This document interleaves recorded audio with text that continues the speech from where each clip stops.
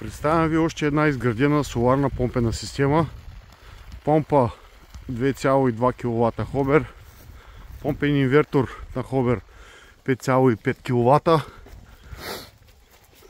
Ето, показвам ви го. Табло.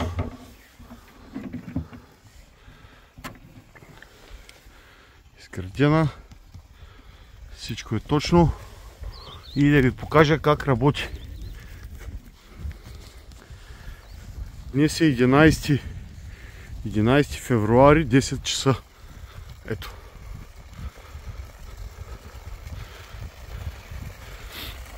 Ето. Помпа, вода, колкото искате. Значи тази помпа работи, тази система по-точно работи около 10-12 часа през поливният период.